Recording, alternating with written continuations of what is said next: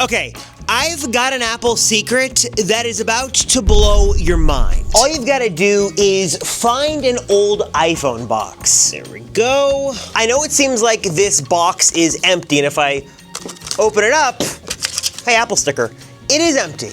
But that's what they want you to think, because actually there's something hidden underneath that you've got to kind of break the box apart for, but when you find it, it looks a little something like this, a secret Apple card. Flip the card over, and on the back, write 2 words, starter pack.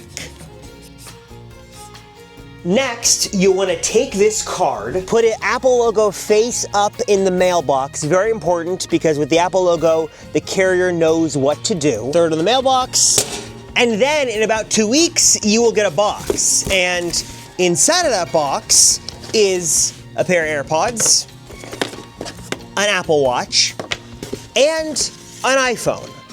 This is the ultimate Apple starter pack. Okay, confession time, this doesn't actually exist, but it could and it should. For all this talk of Apple, magical, an Apple starter pack actually makes a ton of sense in 2025. So let's build our own. All right, so let's sort of set the stage for exactly why this would make sense. Let's say you've got a friend, and we'll call him Jim Book. Jim is a lifelong Windows guy, maybe tinkers with Linux. He's a big Android superfan. He's heard about all this talk about the Apple experience. Maybe he's seen some clips from Apple keynotes, and he wants to see what all of this is about. And he's scrimped, and he's saved, and he's got $1,000 to spend on a brand new Apple product. But instead of just buying an iPhone 16 Pro, he wants to try some other things. He wants to see how far his money can go, and he sort of wants to build up a little bit of a mini Apple ecosystem with different products to really try to experience what this Apple magic ecosystem thing is all about. So here's Jim's wish list. He obviously needs a phone with, a fast processor, good camera. Obviously, he needs a good phone. He has heard a lot about spatial music. He wants to look into seeing what AirPods he could get. And also, he's heard a lot about the Apple Watch. He had a Pebble, he had a Moto 360, but he's never tried the Apple Watch, so he'd like to try that too. And he'd like to keep all of that at or below $1,000, because $1,000 is what he would spend on a 16 Pro anyway, so he's gonna forgo that to try to get 2, 3, or 4 different Apple devices. He'd love an iPad, but he's not sure if that's gonna make sense with the budget, so let's take a look and see what we can do for our friend, Mr. Jim Book. Very first thing we're gonna do is head to apple.com because we wanna buy Mr. Jim Book an iPhone 16e. Now, of course, there are carrier deals and discounts and things to be had and money to save, but just for the sake of keeping things simple, you go to apple.com right now. This thing is brand new. You can buy it from them, pick it up same day, and it's gonna cost you $600, which is obviously 60% of our budget, which doesn't leave a lot of wiggle room, but I do think, despite a lot of controversy with the 16e, it does have a lot to offer. Obviously, if you're looking for a solid iPhone experience, especially if you're looking to jump into the world for the very first time, this is gonna be a really great option. You're getting Face ID, you're getting a beautiful OLED display, especially if you don't have a tablet or an iPad or even a computer. This is where you're watching your YouTube videos and your TikTok and things like that. You're gonna get a nice, large, beautiful OLED display to do all that on. You've got a good speaker setup, you've got a nice 48 megapixel camera. Obviously, it'd be nice to have more cameras, but at least if you wanna take great photos and record 4K video, this has got you covered, and it's also got sort of the latest and greatest Apple Silicon inside as well, so not only are you getting a fast and capable experience today, but also one of the reasons I'd go with the 16e and not go with the 15 or 15 Pro, whatever it is that you're just guaranteed to get a little bit more life out of it and get all of the latest software experiences for years to come, especially coming up in June when Apple talks about iOS 19. Jim is gonna not have anything to worry about because his iPhone 16e has got the latest Apple Silicon, and it should totally support all of those features, including Apple Intelligence, which might be a step down from the Android world, but we'll just ignore that for now.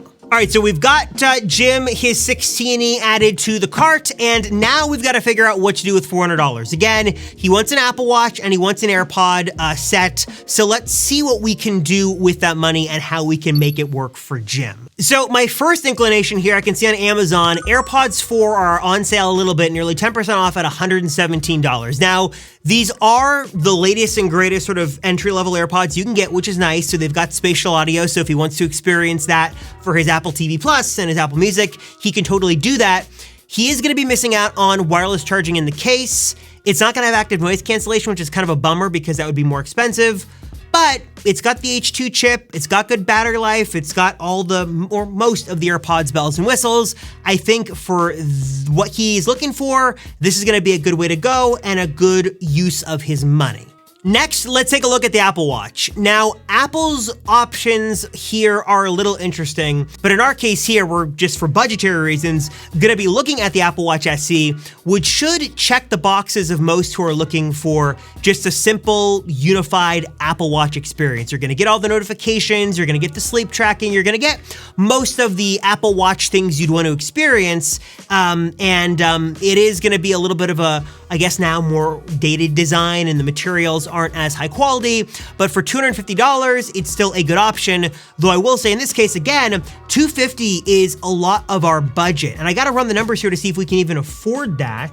So we're $600 in for the iPhone 16e, $117 for AirPods. So we are at $717. That leaves us with, if I can math really quickly here live on camera, which my computer's airing, is not my specialty, $283. We could pay full retail for this and have a little bit of money left over, but I think we can do better.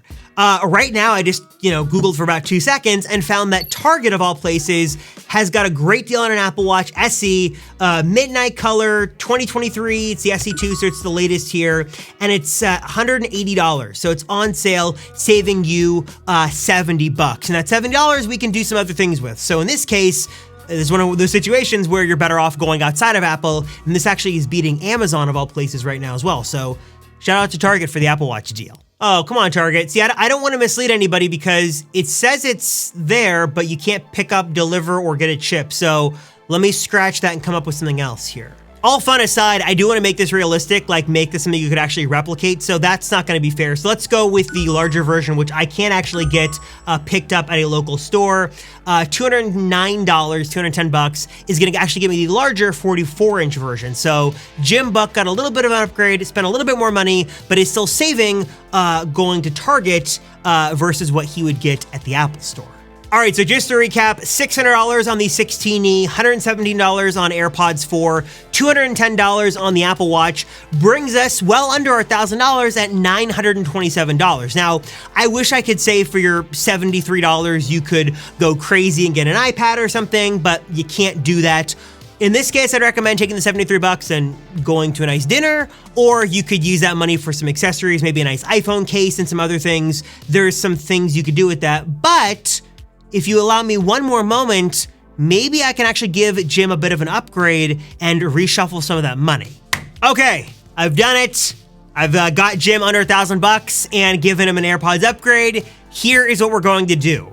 For under $1,000, Jim Book is getting the Apple Starter Pack, which is going to include an all-new iPhone 16e with cutting-edge Apple Silicon. I don't know why I'm switching to a salesperson voice, but here we go. He's got the 16e. He's now got an Apple Watch SE, the larger 44mm size, which is gonna give him all of the beauty the Apple Watch has to offer. And for AirPods, I was able to upgrade him, not to AirPods Pro 2, but to AirPods 4. But this is the version that does have active noise cancellation and the wireless charging case. So he's getting AirPods, an iPhone, and Apple Watch, all for a little under $980. So for the price of one 16 Pro, you can get an iPhone, AirPods, and Apple Watch, sort of get this starter pack, and I actually think this makes a lot of sense and maybe something that Apple should consider doing themselves. Apple, if you'd like my consultation on building a starter pack, did about 10 minutes Googling, so I definitely am the expert that can help you. All right, so now that we've built this, why exactly do I feel like Apple should do this? Why am I making this video? Well, it comes down to these three main reasons. Reason number one is that for all this talk that Apple does about the magical ecosystem and handoff and continuity and it just works being sort of Apple's motto, the best way for people to experience this Apple ecosystem they're always talking about is to try it for themselves. And if Apple could find an easy way to bundle some products together, and what Apple could afford to do as well is offer them maybe at a slight discount, then that lets people sort of see the magic of how an iPad and a Mac and an Apple Watch and AirPods all can seamlessly work together. They've got to try it for themselves, and they can sort of make their own conclusion. Reason number two is I think it could really simplify the Apple shopping experience, especially if they did tiers.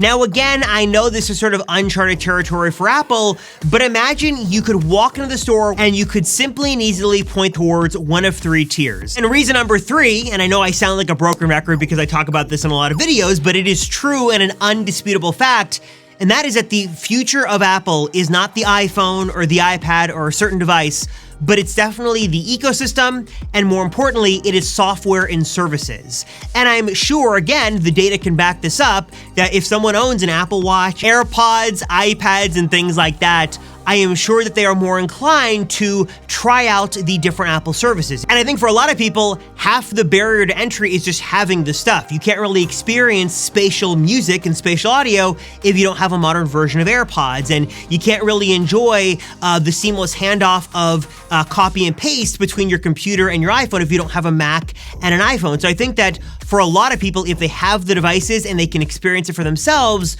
they're more inclined to subscribe. And I'm curious to know your thoughts, especially given the fact that one of Apple's last competitive advantages in 2025 is their end-to-end control in the ecosystem they've built. Do you think an Apple bundle or starter pack makes sense? Drop a comment down below and let me know. Thanks guys so much for watching. I appreciate you all. I'm Robert Rosenfeld, and I'll see you in the next one.